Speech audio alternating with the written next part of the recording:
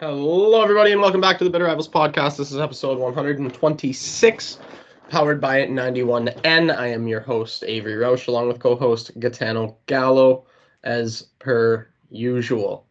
So obviously, there's a lot has happened since the last time we spoke. I was mentally not prepared to do an episode of this podcast. I wanted nothing to do with the sport of hockey for a solid week. We're back though. We've been enjoying playoff games for the past few nights. I've been able to watch them again, so that's been nice. Yeah, there was some really good first round series. There was also some not so fun ones. There was some very one-sided series in the first round. So we won't start with Leafs Bruins. We'll save that for the last series of the first round that we'll talk about. You said you wanted to start Western Conference. Yeah, we started our previews with the West, so I feel like it's only fair to start the review with the West as well. Okay, so the only series that went 7 games was Vegas and Dallas, which was a good series. It was a fun series to watch. That was one of the more enjoyable ones of the entire bracket, truly. Close series. The Knights were obviously they weren't a 4th seed, like they were the best 4th seed in years in that side of the bracket. So that was always going to be a really fun series. The Dallas Stars do end up winning Game 7, 2-1, and that is a 4-3 series victory for them. I thought Dallas looked fucking great.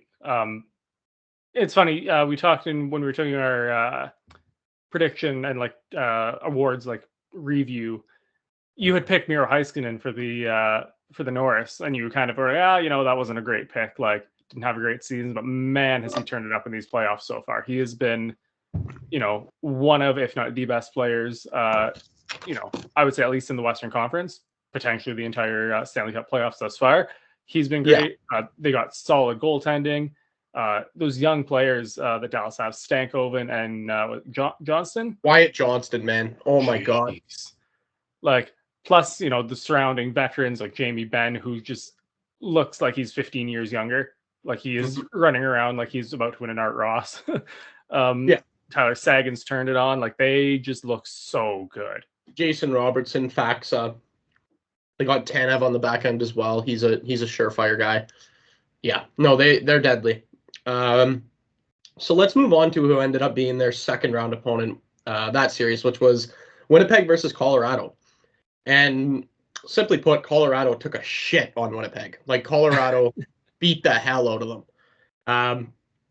There was one game. I think the Jets won Game 1. Am I correct in saying that? It was either Game 1 or Game 2. And after that, Colorado just turned it up to another level. And watching them play is really special, man. They are so good. Like, they are so good all the way through. They have the stud defenseman. It doesn't even matter that they don't have a stud goaltender, because pucks rarely get there, and if they do, they can outscore their problems. Like, they're so good. And man, they made a Winnipeg team that I thought was much better than they were look like crap. And I'll give credit where credit is due. I was listening to Overdrive and hearing Jamie Noodles McLennan talk about Connor Hellebuck in the series he had, which wasn't a great one. He had a GAA, I think, at like over 5, which is just unacceptable from your Vezina winning, but most likely going to win the Vezina this year. You can't do that in a playoff series, man. But in saying that, the whole team sucked. Like, it wasn't just Hellebuck. They didn't score. They didn't defend. Hellebuck wasn't good, but neither was anybody else. So I don't think all of the blame has to lie on him. Obviously, you need your Vezina goaltender to win you hockey games in the playoffs. Like, that's a given. Can't be allowing 5 goals a game. No. But having said that, the rest of the team needs to be better too. Yeah, like, the thing is, the Jets have had the same issue almost like every year for the last couple of years in the playoffs. Even if you want to go back to the Montreal series in 2021, like, when I say that the Habs, that was the most statistically dominant playoff series at that point in recorded history, like, the Jets sucked like massively in that series. Like, they were awful. They didn't show up, and every year they have this great regular season. They're dark horses to go far, and then the playoffs show up and they don't. If they were wearing a different shade of blue, and a little less red on their jerseys, like, I feel like this would be a much more, publicly discussed issue. But because they're the Winnipeg Jets and nobody cares about them, it's like, yeah, well, they suck. Yeah, no, you're right, man. It's been abysmal come April for that team for the past few years, and you're right, they don't take enough flack for it. And I'm not saying there's no blame on specific star players, because we know that happens at the place where there's a little bit of a darker blue and not as much red, right? Like star players get cooked all the time, and Connor Hellebuck deserves some of that. He needs a better absolutely. team. He needs a better team. He needs the team to play better. But when you look at even the Montreal playoff run with Carey Price, like that's what you need Connor Hellebuck to do, right? Yeah. And yeah, he just to did. be able And to be able to take a team, that, and don't get me wrong, they played, the Habs didn't have like the best overall playoffs ever there. Like there were some bad games in there, but when you have Carey Price, in the net, who's just gonna be like, hey, like I'm not going to let in more than 2, so all we need to do is score 2. Like that's all you need. That's basically what you want from your playoff goalie, is to just be like, I'm not letting. We're not going to have to score more than 2 or 3. Well, especially when you're paying him that much, you've committed to him for long term, like, and especially after what he did all year long, man. Like he was elite you could, all year long. And you could maybe not elite, but you could look at a lot of that team and say, look at how great they were all season long. Kyle Connor, Mark Scheifele, dude. Like Josh Morrissey was great all year. He was complete no-show in that series. Moving on. Are you done on Winnipeg and Colorado, or? Yeah, I think we dropped enough of shit on Winnipeg. Sorry, and just my one thing on Colorado here. I feel like if they win a cup this year, we're going to look back at this team in like 10, 15 years the way we look back at like the late 90s, early 2000s, like Red Wings, where you just go like, holy shit, what a team that they fucking assembled there. Unbelievable from top to bottom, man. And exactly, like it's Makar, it's Gerard, it's Devon Taves, it's McKinnon, it's Rantanen, like, and they're even like Nichushkin, so Lehkonen, like everyone. Their depth is just dialed in too. Yeah, they are just phenomenal. Yeah. Anyway, Canucks Predators. So this was a little bit more of a compelling series than the Jets Colorado one. So this was a Vancouver 4-2 series win after losing Thatcher Demko and playing Casey DeSmith, only to have his spot taken by third-string goaltender Arturs Silovs, who they are still riding in the second round. We will get to that in a bit. But yeah, Vancouver was supposed to win that series. Vancouver won that series. That's the way I look at it. Yeah, they maybe didn't do it the way we thought they would. Like you mentioned, with the goaltending situation just being kind of all over the place. But yeah, they found a way to get the job done. And that you look at the Canucks and you look at the Jets and you go, this is a team that has figured it out and a team that just hasn't. Yeah. You face some difficult situations in these playoffs. How do you rally around it, or how do you fall apart? And you saw the Canucks rally around, losing Demko, Silovs coming in. Did we know who Silovs was 2.5 weeks ago, Abe? Had we ever heard his name before? No. And now he's, tied 1-1 with probably one of the better teams in the league in Edmonton in the second round of the playoffs. Like, it's an incredible story for them. The Canucks have looked good.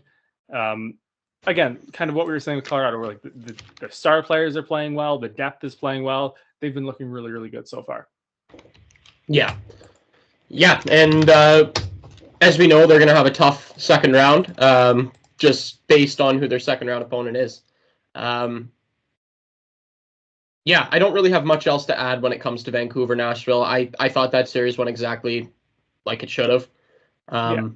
Even with the goaltending change, like Vancouver was just a better team. Even though I was a little nervous for them just because of the streak that Nashville went on this year to get themselves into a playoff spot. Sometimes that happens, right? Teams take that and they ride with it all the way to a cup final. The Edmonton Oilers, when they lost to the Carolina Hurricanes in the cup final a few years ago. That was not a few years ago. That was 2006.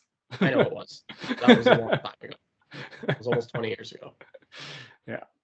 Yeah. Anyway, moving on to the Oilers Kings. So I'm not gonna lie to you. I'm gonna glaze the Edmonton Oilers a little bit right now, dude. That team, that power play is just wild. Like I forget if this is how it ended, but at one point they were at like 9 for 17 on the power play, but they had also scored 2 goals within 3 seconds of a power play ending. So like realistically, they were like 11 for 17. I think that was for the series. That is insane. And I think they also were 95% on the PK. That is, as a Leafs fan, that is unfathomable come playoff time. Like that, I can't even make sense of it. I actually can't. Like, that's wild. McDavid is just such a threat, and he's not just a threat from one part of the ice. That guy, he skates circles around penalty kills, man. And he puts guys out of position. He puts pucks in places that nobody expects them to go, and he gets goals for everybody. All Hyman has to do is park himself in front of the net, and that guy's scoring a goal a game, like minimum. It's unbelievable. And Draisaitl, that low sniper, man, Bouchard with the bomb from up top, their power play is so, so good. And I think we talked about this in the last episode, but man, like that is scary stuff. Like that, how do you beat a team when if you take a penalty, it's a guaranteed goal against? You just pray you don't take penalties. And I don't, not that I want to discredit Edmonton right here or like kind of take focus off them, but realistically, like, 3 of those 5 guys should be on Canada's starting power play for the Olympics. And so I guess, like, can you imagine you swap, like, who would it be? Well, Draisaitl obviously has to go. I don't know who else is on the Oilers power play. I don't know who the 5th guy is. Bouchard, Ryan Nugent-Hopkins. Nuge. Okay, yeah. No offense to the Nuge. He's probably not making Team Canada, but can you imagine if you replace Nuge and Draisaitl with, I don't know, like, McKinnon and Connor Bedard? Well, Draisaitl's definitely not Canadian. No, but I just mean you're like it's probably like Bouchard, Hyman, and McDavid. I would. Yes. Okay, those are the 3 you were talking about. Yeah. Yeah, they make the team and start the power play, and then you're swapping out Nugent Hopkins and Draisaitl for what, like McKinnon, Makar, Bedard, Crosby. Yeah. Like, come on, man. Yeah, that Team Canada power play is going to be deadly. They just need a goaltender. Honestly, but like, yeah, like that team is just, they're cooking right now. And for as much as I've shit on the Oilers since this podcast started, like I feel like there's like this might be the year. This like might truly be the year for them. The Oilers? I like there's just something different about them. They're just operating at such a high clip, dude. Yeah. like it's 5-on-5 power play, penalty kill, all phases of the game. Again, another one of those teams, they don't have a star goaltender, but it seems like it doesn't matter. No, and let's say, like, you know, Darnell Nurse is finally, not that he's playing the best hockey of his life, but like he's found a role in that system where he's not being exposed as much, I don't think. Being asked to do too much, really, is what it is. And that really comes down to their acquisition of Matthias Ekholm last year. That guy, and I've talked about it several times, has taken that defense from an absolute nightmare and just a gong show to being a very stable defensive unit. Like, and it's just his influence. Obviously, he's not playing 60 minutes a night, but he's a veteran guy that younger guys can learn from. Like Bouchard, I believe, is paired with him still. And Bouchard has learned the defensive side of the game from him way more than he's learned doing anything else in his career, man. Like Ekholm's been such an influence on the way that Bouchard plays and the rest of the lineup. Like that's, and the acquisition of him, like you said, that puts a guy like Darnell Nurse further down the lineup, which by the way, he makes $9.25 million. So that's not a good problem to have, but like, I mean, here's the thing. I'd rather pay my second pairing defenseman 9 point whatever something million and the team be good all the way through than like not be paying him that and the team's sucking. You know what I mean? I agree. It's just you're not in a good spot when you're trying to shelter your $9.25 million defense with that. Like that's not good. No. I'm not disagreeing with that. But like if you offer the Edmonton Oilers when they made that deal, said, hey, like you're gonna have to shelter your super expensive should be number 1 defenseman, but your team's just gonna play better and you're gonna go on deep playoff runs, like yeah, like that's a fair trade. Yeah. So yeah, that's about all I got on that Oilers series. You want to move on to the East here?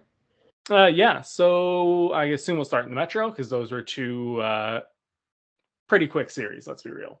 Yeah, sure. So let's go with Rangers Capitals. The Rangers won 4 straight games and just honestly pooped on them.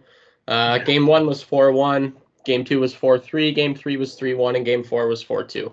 Rangers, the Capitals never had a chance. Ovechkin, honestly, like, that was sad to watch. Well, He here's the was thing. completely non-existent. And like, it's not totally his fault either. Like, that Washington Capitals team was not good. Yeah.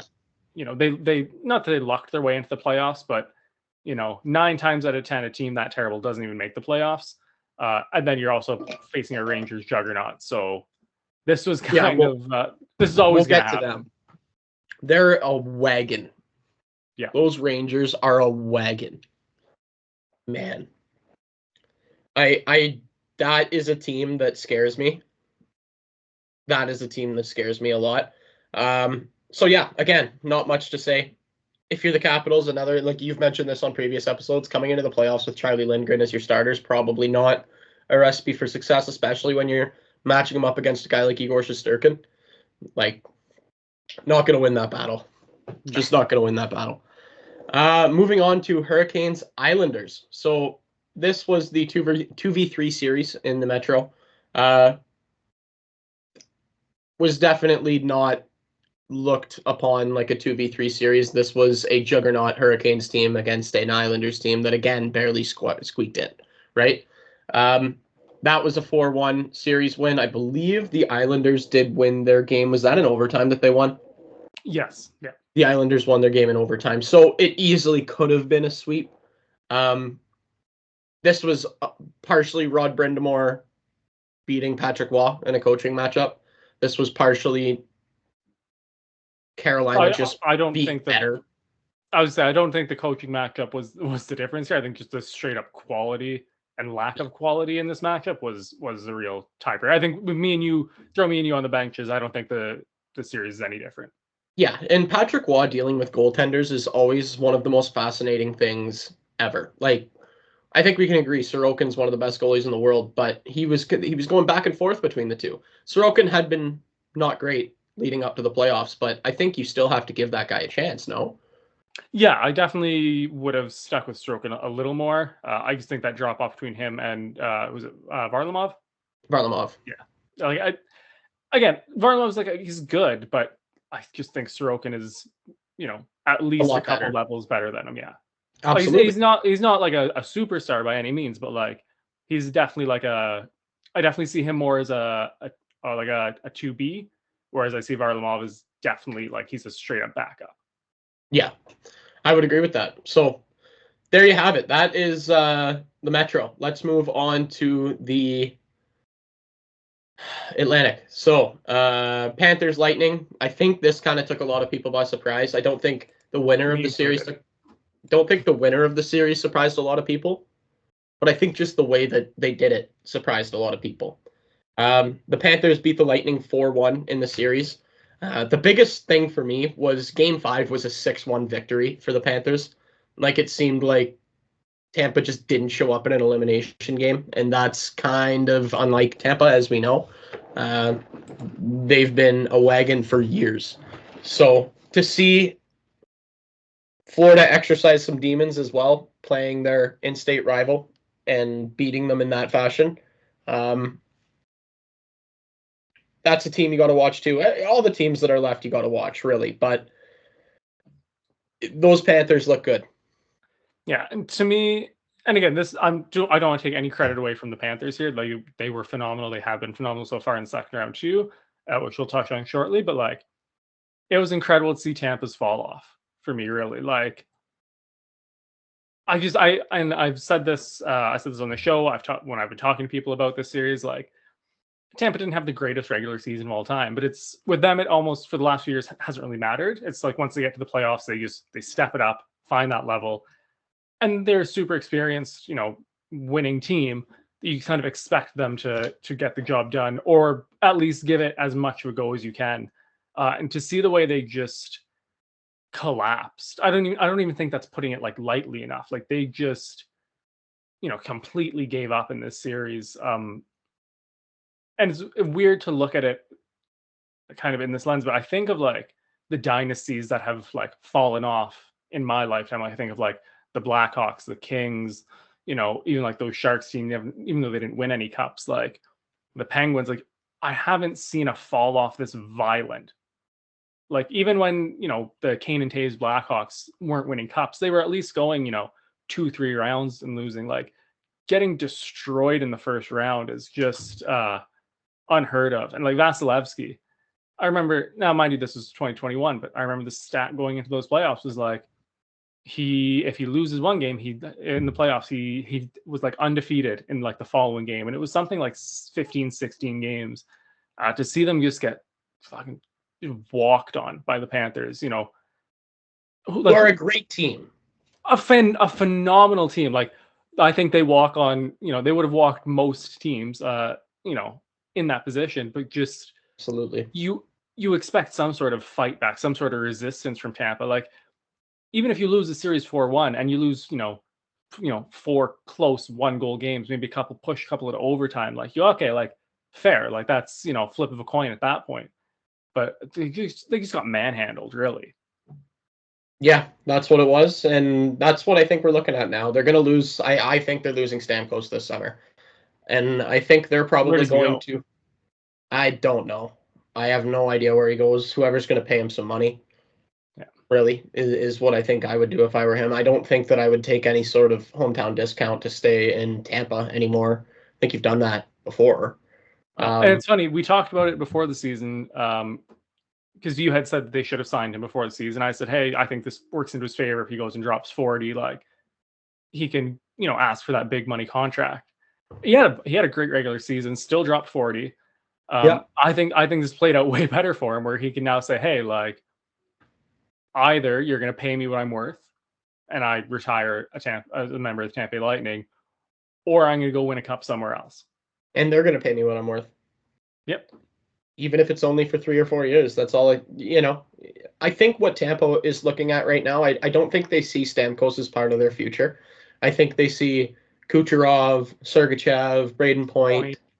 That's their future. And that's what they see. I think they're going to want to contend with those guys again in a second window. Vasilevsky, I think they're going to want a second window. They're not trying to continue this window anymore. They're ready to close it and open up a second one, if you know what I'm saying. No, I understand what you're saying. I also think that's really tough, though. Again, like they have great pieces to do that with, but like just I look at the Atlantic Division and I go like, shit. Like if your window's starting to close, like everyone else's windows are kind of starting to open up or going to be opening up in the next 2 years. Like I would be trying to win as much as I can, right? I would, and especially, given that team circumstance, right? You have superstars. Like I would be saying, hey, like let's try and win one in the next 3 years, and then we'll see where we're at.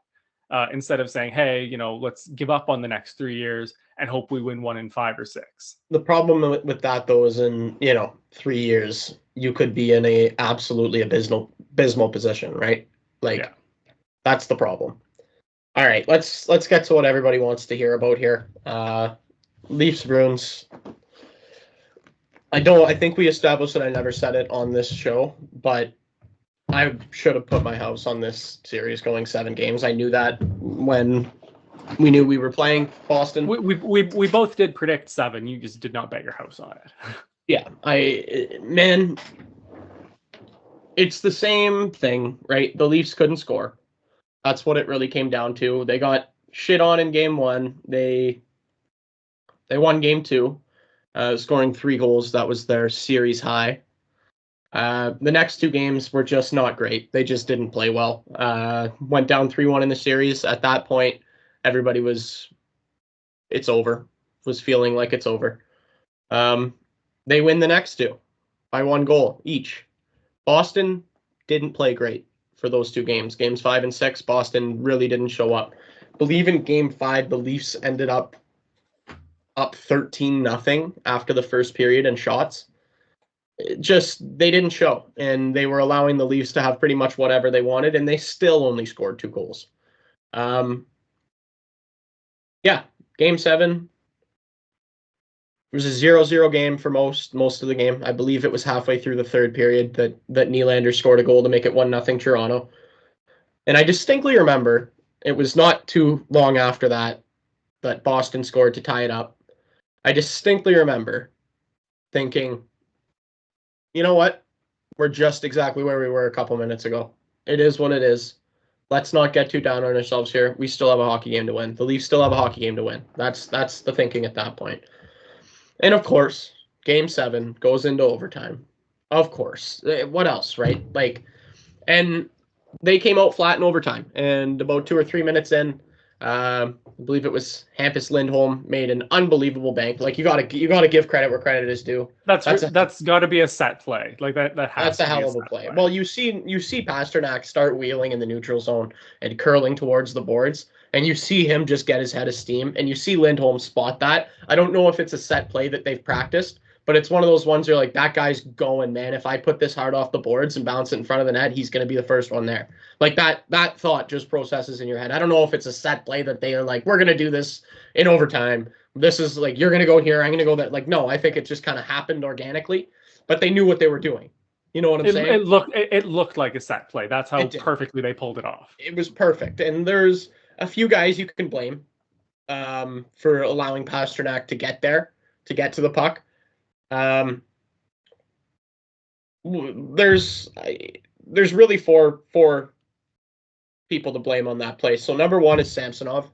He's and poor guy, man. He was thrust into Game 7 because Woll gets hurt trying to make a save with 0.1 seconds left on the clock in Game 6 and tweaks his back. And he's out for Game 7. And really, he's why we won both Game 5 and 6. He stood on his head. The 2-1 Game 6, that was a 2-0 game that they scored with 0.1 seconds left. Who gives a fuck? Truly. Right? He played great. But of course, he gets hurt. Because why not? Because we're the Leafs. Something bad always happens to us. Right? Tavares getting kneed in the head. Bad referees. Hull getting called for interference on a goal that we scored against Tampa Bay. We just can't win. And I've accepted that, man. Nylander with his fucking migraines. Matthews with food poisoning. It's just, come on. And those things that I just mentioned there, the Nylander migraine, the Woll injury, the Austin Matthews injury, illness, whatever it was, that all happened in 2 weeks. And Nylander hadn't missed a game since 2016 with injury. He's been sat for being lazy, but he hadn't missed a game with injury since 2016. Are you kidding? He misses the first 3 games of the series. Are you kidding? It's just unbelievable, man. And yeah, what you want to say, you want to have hope. You want to say it could have went the other way. The Leafs could have scored in overtime. We wouldn't be having this conversation right now. But here's the thing, and I've said this last year. I said this the year before. It still happened. We still lost. The result is the same. I don't care if it was 1 shot away, 1 play away. It doesn't matter anymore. We've been that for 5, 6, 7, 8 years. Can't keep doing it. We can't keep doing it. The pattern has become too obvious to keep trying the same thing over and over and over and over again. Right? We're at the point now. I don't care if you are the most optimistic Leaf fan in the world and you want them to sign the 4 forwards to as much money as they possibly can and say, fuck defense and fuck goaltending. We don't need it. I don't care. Even that guy right now is going, okay, we can't keep doing this. We can't keep watching this happen. We can't keep watching 16 show up in the playoffs. And I mean, completely not show up in the playoffs is what I meant. Just awful. He made 1 spinorama pass for 1 goal, and that was the only thing he did for an entire series. And then Treliving comes out. The guy wasn't even hurt. We're okay, hopefully he's hurt. That would make this a little bit better if he was hurt. He's not even hurt. He just sucks.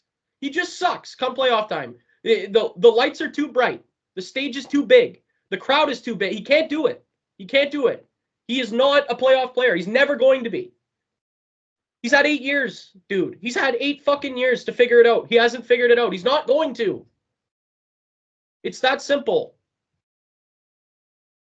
I don't know, man. And that's so I heard a little bit of a rumor that Nashville is a potential destination for a guy like Mitch Marner, with a guy like UC Saros coming back. Please. Do you know how fucking great that would be for the Toronto Maple Leafs? That was Pagnotta, by the way, was reporting that. Do you know how great that would be for the Toronto Maple Leafs? UC Saros? Like an actual number one goalie for the first Yeah, time in like $5 million decade. in fucking cap space? Do you know how much that would mean to the Toronto Maple Leafs? I wasn't even thinking cap space. I was just thinking like the straight up like roster. Yeah. That would be ideal. They have Askarov there. They have Lankin in there. They don't need Saros anymore. Give him to us. We'll take him. Like, fuck. Mitch Marner can go play with his old buddy, Ryan O'Reilly. Because neither of them can handle the fucking spotlight. Because they're a bunch of pussies. I mean, like, Ryan O'Reilly's got a cup, so I think he can handle the spotlight. No, but he literally walked out of Toronto because he couldn't handle the media spotlight. The media spotlight for sure. Just the spotlight of the playoffs in general. I wouldn't say that about Ryan O'Reilly, but I see what you're saying. Yeah, no, and this obviously, if you haven't heard, now you've heard, this resulted in the firing of head coach Sheldon Keefe, which obviously was a necessary thing. Thanks, coach. Honestly, classy guy. One of them, I think he's the most winning coach in Leafs history. If not, he's up there.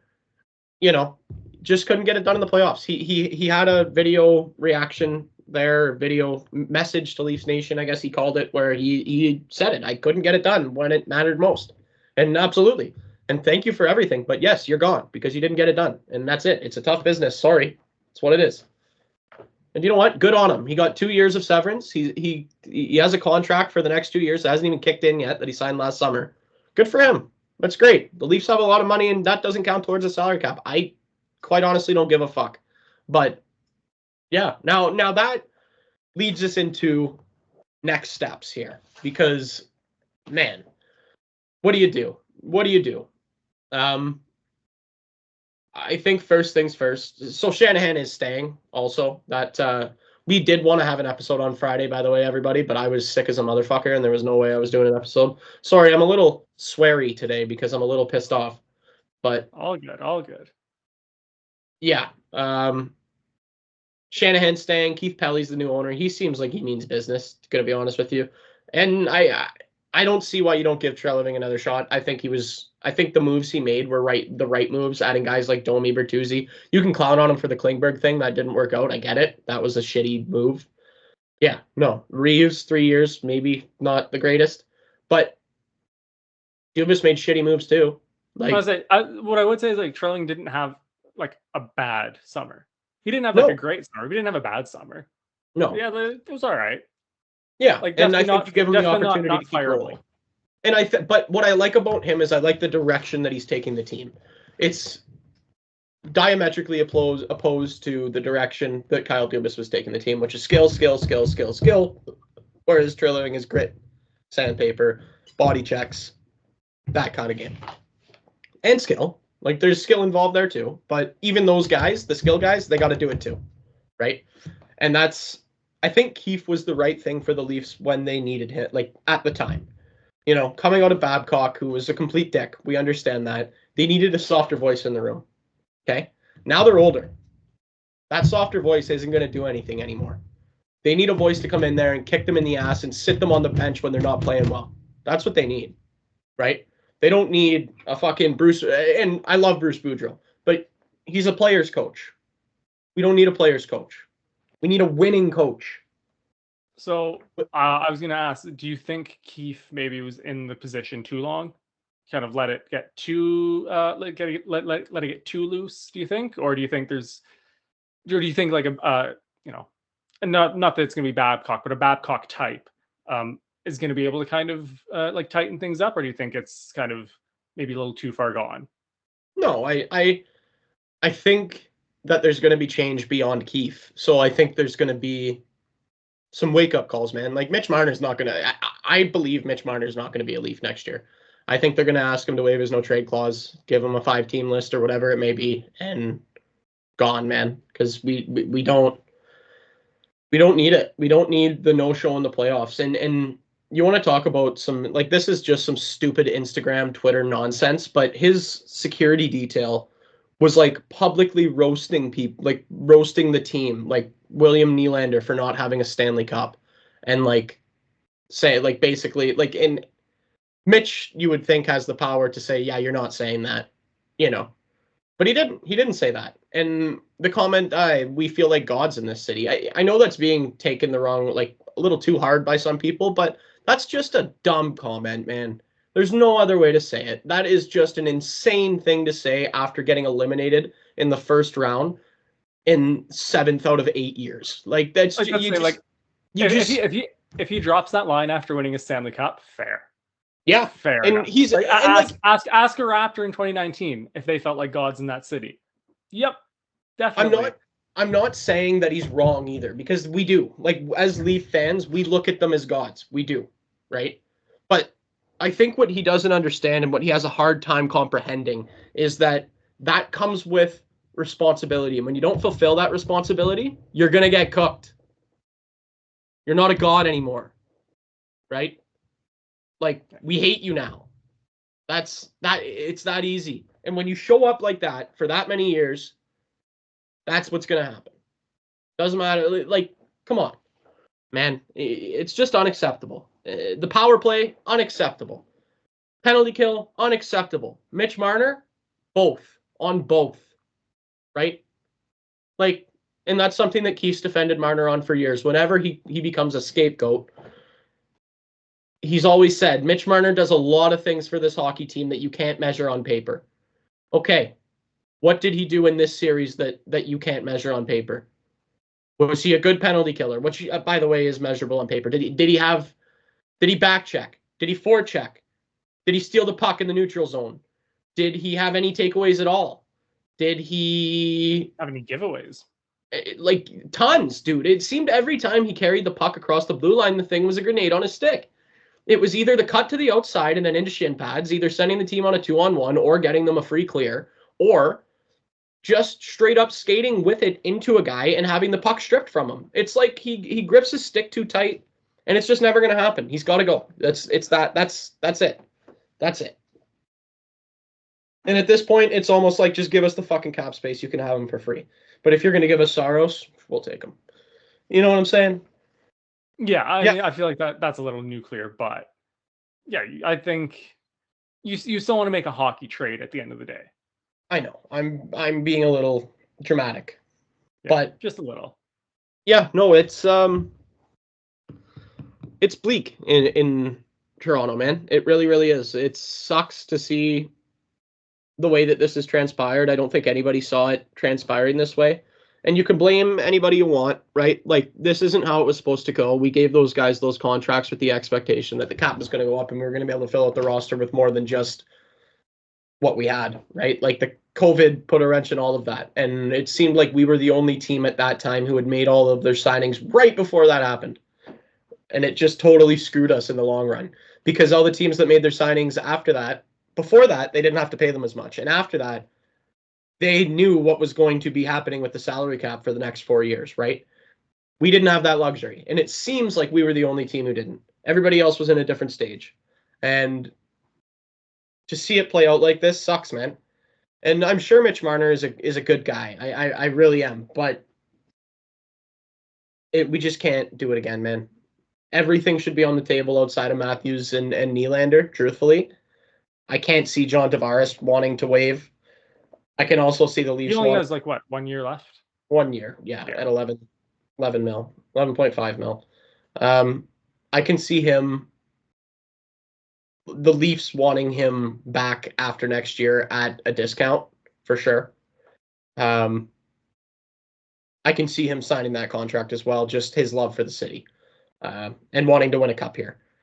And I think... Well, I think even beyond that, just, at that stage of his career, like, are you going to uproot your family for 2 or 3 years when you're in Toronto? In town. He owns the Toronto Marlies, like the Toronto Marlies, what's it called, midget team. Yeah. So he's not going to do that. And John Tavares at third line center at $4.5 million is a lot better than John Tavares at second line center at $11 million, right? And I think the Leafs understand that, and the Leafs feel like that's attainable. So hopefully that's what happens there, and that leaves one man, right? That leaves 16. Morgan Rielly just signed an extension. I think it kicks in next year, right? Like, that leaves one person that's going to be asked to waive their no-trade clause. and I fully expect it to happen. In terms of a new coach, there's lots of options, lots of guys people are talking about. Craig Berube, who obviously won the Cup with the St. Louis Blues in 2019. Heard a lot of chatter about a guy like Jerry Gallant, who I rate highly. There's been chatter about Joel Quenneville, which is obviously a very, very, very sticky situation that the Leafs would have to consider everything if they were to go in that direction, right? Like, how would the fan base take that higher? Is it a good hockey hire? It's way more than a hockey decision, yeah. Exactly. So that's an interesting way to go. Yeah, I Bruce Boudreau's been in talks. I already talked about him, and now I don't think he's the perfect fit. If I had to choose one, I would. I've seen Todd McClellan's name getting thrown around in there. Yeah, no, thank you. No. If I had a choice, it would be Gerard Gallant, personally. Great coach. Previous coach in New York, previous coach in Vegas and Florida, where he was shoved onto a taxi at the airport one time after getting fired. Yeah. So that's all I really have to say, man. Samsonov's not coming back. Wool, I don't know if you can trust because he just, like, the injuries, man. Like, that game, so we need you to play in Game 7, dude. Like, we need you in Game 7. And Samsonov had a game. He did. He really did. But maybe Wool gets that poke check on Pasternak, right? I will say it's a disgusting finish from Pasta. Disgusting. But yeah. So yeah, and I picture this team with $11 million worth of goaltending and defense as opposed to Mitch Marner, and I see the team being much better. I really do. Yeah. Well, the thing is, I don't see Mitch Marner as the difference between you guys not making the playoffs and making the playoffs. So, like, you guys should still be, one of the top teams in the Atlantic, with or without Mitch Marner. So that shouldn't be an issue, and then it should just be, what happens after game 82. Exactly. And that's where we are. Shall we move on to second round conversation briefly? Do we want to go through our predictions real quick, like how we did? Okay. Because I know that I went 7 for 8 in the first round, with the Tampa Bay Lightning being the only team that let me down. I don't even remember who I picked, to be honest with you. I think I picked Dallas. Do you have mine? I can pull it up in just 2 seconds here. As long as it's the same bracket you sent our group chat, I should be able to pull it up. Okay. But yeah, 7 for 8 is really good for me because I am usually not that great at predictions. When it comes to hockey, anyways. Where we go? So you had Dallas. You had the Winnipeg Jets, which was your first mistake. You did have Vancouver and Edmonton. You had Florida. You had New York. You had Carolina, and you had Toronto. So you went 6 for 8. Okay, that's not bad. No. All right, let's move into some second round matchups now. So one that has been very, very fun to watch, we're 3 games in, has been Dallas versus Colorado. We've pumped the tires of both of those teams so far on this episode already. That's a clash of titans, my friend. Oh, yeah. I think whoever comes out of there comes out of the West. And that's not to discredit Edmonton or Vancouver. I think they're great. Like I talked, pump their tires up too. But I just think, like, the Avalanche and the Stars are just operating at a totally fucking different level right now. Like, they are unbelievable. I expect this series to be 7. I expect it to be 7 of the best, like, playoff games that are played this year. Yeah, I would agree with you on that. I'm looking. This is wild right now. ESPN Bet has Colorado as the favorite, even down 2-1. Yeah, that's how good Colorado is. That's how good Colorado is. Okay. Yeah, Canucks Oilers. So this series, honestly, like, whoever loses their city is probably going to burn to the ground. Oh, 100%. Yeah. I can see this getting violent, man. I mean, on the ice, definitely. Anytime Canadian teams play each other, there's a bit of bad blood, even if it's regular season, like preseason, whatever. Yeah. So yeah, asking for a playoff series, especially like given the state of kind of both of the teams right now, like I think it's just super volatile. I think we're in for some like almost like that like classic like 2000s playoff hockey. You've already seen like Hughes and McDavid have been going at it. We're going to touch on the Florida Boston series in a bit, but like we've seen two star players fight there. I would not be surprised to see that in this series like more than once, just the way it's been going. Yeah. It's been great. It's honestly been so good. It has been. It's been the comment from Zadorov the other night killed me. Did you see that one? All they have to do is the only thing they have in Edmonton is watching hockey. Yeah, that's just because it's true. It's got to sting that much more, right? Oh yeah. Yeah. So what's your prediction for your Western Conference final here? So my actual predicted one, I gotta pull it up here. Definitely have Colorado coming out on their side for sure. And I do have the Edmonton Oilers getting into the conference final as well. Okay, I think, but here's the thing: if Vancouver gets in, like I wouldn't be shocked at all. I'm gonna take Dallas and Edmonton, and honestly, it would shock me if Vancouver gets in. I think Arturs Silovs is going to have a difficult time containing McDavid for another 5 games, which is what I think they would need to beat Edmonton. I think Edmonton is just like McDavid has 17 points in 7 games, dude. Like, oh my god. Yeah, it's just in the alternate universe where McDavid's a Hab, I think I'm living my best life. Yeah. 17. He has 2 goals and 15 assists through 7 playoff games, dude. He's over 2 points a game in the playoffs. Yeah. Yeah, so I'm going to go Edmonton and I'm going to take Dallas. And I'm going to go Edmonton in 6 and Dallas in 7. I think Colorado in 7 for sure. Yeah, you know what? I might go Edmonton in 6, I think. Yeah, that's the play.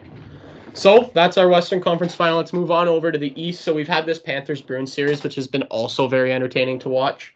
The Bruins shit on the Panthers in the first game. The Panthers have taken the 2 since then. Jeremy Swayman seems to have some cracks in his armor, which is great to see. Marchand, I believe, is hurt. Yes, he's out right now after. Weird. They're calling it a hit. Some people are saying he got punched in the head by Sam Bennett. There's no good angles of it somehow. Basically, they have their backs to the camera and basically every angle of the hit, so you can't actually tell what Sam Bennett hit on Marchand, but he is out at least for this game. Yeah. I think that's a huge blow for the Bruins. Yeah, like, obviously, because like they barely beat the Leafs, who couldn't score because they could barely score either, right? That first game where they had 5, that was some depth pieces that aren't going to continue to provide that sort of offense for the Boston Bruins. I think that's going to be their downfall in this series, and I'm going to take Florida in 6. I think Swayman, like I said, is he's not playing the Leafs anymore, so he is not going to be elite anymore. And I think Marchand being out, their power play not being that great, other than against the Leafs, and that doesn't count. I think Florida just takes over this series. I really do. I think Bobrovsky's going to take over the series. I think their defense is better. I think they have better offense. I think they're better at being pests, which is crazy because Marchand. But yeah, I'm going to take Florida in 6 in that one. I think with Marchand out, it goes Florida in 5. I don't think the Bruins can recover from this. Really? See, I was leaning that way too. I'm going to give them more credit than that, though, just because of the series they put up against the Leafs. Really? Yeah, and that's things. I don't think the Bruins are bad. I just think this Florida team is so good that you lose a guy like Marchand, and like that's it. That's just gonna be too much for the Bruins to overcome. I think the Panthers are legitimately that good. Yeah. All right. Last series, Rangers Hurricanes. This one could have been over yesterday. So it nearly was. It nearly was. So this is a 3-1 Rangers lead right now. I don't think anybody saw that coming. I think we all thought this was going to be a little bit more of a highly contested series. I think we thought the Hurricanes were going to show up a little bit more than they have. And don't get me wrong, these games have been very marginal. Like, it's not like they're getting blown out every night. Like, let's look at some scores here. Oh, I know last night was 3-2 or 4-3. It was a 1-goal game with the winning goal coming with about 2.5 minutes left. So it's been like that basically this whole series. Can't find the scores right now, but anyway. What I will say is definitely just the quality that the Rangers are showing, across all 4 lines, all 3 D pairings. Well, dude, there's 7-1. It's like, oh yeah, like they are just, I think, miles clear of everyone in the East. They look really good right now, man. Shesterkin is playing some unbelievable hockey. So I guess it would have been game 3. He honestly saved the game 15 times between the 10-minute mark of the third period and the end of overtime. Not kidding. He was just dialed right in. Right in. Yeah, so this series has gone 4-3, 4-3, 3-2, and then they won the Hurricanes won 4-3 yesterday. And that series goes again tomorrow at 7. I think the Hurricanes are going to put up a little bit more of a fight than they have. I'm going to take the Rangers in 6 here as well. Just the fact this game is going back to Madison Square Garden, or the series going back to Madison Square Garden for Game 5. That's fair. I don't see the Rangers letting this one slip. I think they're going to take it in 5. Can you imagine Hurricanes in 7? City of New York would explode. That would be. But here's the thing: that this Hurricanes team is that good. They are good. It wouldn't be something that shocks the hockey world that the Hurricanes win 4 straight here. Well, it wouldn't really shock the hockey world. You know what I think the biggest difference has been for the Carolina Hurricanes, honestly, is the fact that in the first round they got goaltending. In the second round, they are not getting goaltending. That's the biggest difference for them. And Rod Brendamore said it last year, man. You look at this series, you see 3-1. If you've watched all the games, it's not a 3-1 series. It's been way closer than that, man. Way closer. I've watched this series with intent too, and I've been enjoying it thoroughly. I was really looking forward to a 7-game series here. I really thought that's what we were going to get, but it doesn't look like that anymore. I'm going to stick with my Rangers in 6 prediction. Yeah, so I've got Rangers in 5. So I'm going to... so we're both going to have Rangers and Panthers in the Rangers, Panthers. Pardon? Rangers, Panthers conference final. There we go. Yeah, and then Oilers, Stars in the West. That's those are 4 fucking good hockey teams. To say they're A+ hockey teams, I think would be a disservice to them. They are A++ hockey teams. Yeah, and it just goes to show you how far a team like Toronto is from winning 4 series, man. When you look at a team honestly, you look at all of the teams left. That's what it takes, right? That's what it takes. And these are just second round teams. But Colorado can win this thing. Dallas can win this thing. Canucks are in a bad spot because of their goaltending situation. The Oilers can win this thing. The Bruins, I just don't believe in the Bruins. The Panthers can win this thing. The Hurricanes could still win this thing. We just said we wouldn't be surprised if they won 3 more games against these Rangers, and wouldn't surprise me if they beat the Panthers and or Bruins in the playoffs or in the conference final. These are good hockey teams, man, and the Leafs are nowhere close, and it hurts to look at, honestly. It sucks.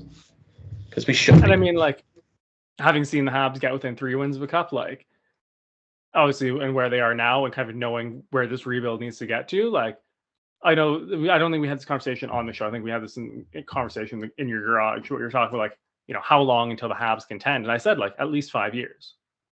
I think 5 years from now, the Habs might be, the window will probably open in 3 or 4, but legitimately contending, at least 5. There's so much more than just getting the Leafs are kind of the perfect example of it. And I'm sorry to shit on, them here. But it's not just like get as many superstars in the team as you can and like. No, you need to build a team. Something that Treliving said that I really liked. He said to the media was, what we need to do in terms of instilling a culture here in Toronto is understand that no matter how much money you make, no matter how many minutes you get, no matter how many points you get, everybody on the team is equally as important as the next guy. That's where the Leafs need to get to mentally. I believe he also said it wasn't even just the players, it's the staff as well, realizing that everyone has, that job to do. Yep. And every little job, no matter how fucking big or small it is vital to the team's success. And yeah, exactly. I think from the equipment guy to the video coach to the head coach to the mascot, everyone. The fill-in defenseman at practice. Yep. Everybody, right? And that's what it's going to take. Hopefully they can make some changes, some good changes this year. And yeah, that's about all I got for this episode. You got anything else you need to get off your chest, my friend? 2 quick things. The World Championships have started. Actually, John Tavares was named captain of Team Canada. They've been looking good so far. Bedard, 2 goals in his first game, of course. And then also the PWHL playoffs are underway. And we were treated to triple overtime between the Boston and Montreal teams last night. Unfortunately, Boston did win. But that's playoff hockey, man. I was not expecting the intensity, obviously, with the women's game just being less physical because of the rules, not because of the players themselves. I was not expecting that game to be as intense as it was. It was one of the best hockey games I've watched this year. So good. Yeah, I didn't get a chance to watch it, but you were telling me all about it, and it sounded like a pure banger. I kind of I'm bummed that I didn't get the chance to watch it. Congrats to Boston. Obviously, neither of us on this show are fan of Boston hockey teams, but yeah, just Boston in general could go fuck itself. Yeah, and I believe there was a goal that was disallowed in that game as well, eh? Yeah, really controversially. I think that they're refereeing. I think that kind of whole operation needs to kind of take a step up here, but I think you could also say that about the NHL as well, where it's just not quite at the standard you want it to be in the biggest games. But it's in the books now. You can't really change anything about it. That's all she wrote. Yep. All right. Well, thank you, everybody, for listening to this episode of the Bitter Rivals podcast. This has been episode 126. I am your host, Avery Welsh, along with co-host Gitano Gallos, signing off. Thank you to 91N for everything that you guys do for us, and we will chat with everybody next week.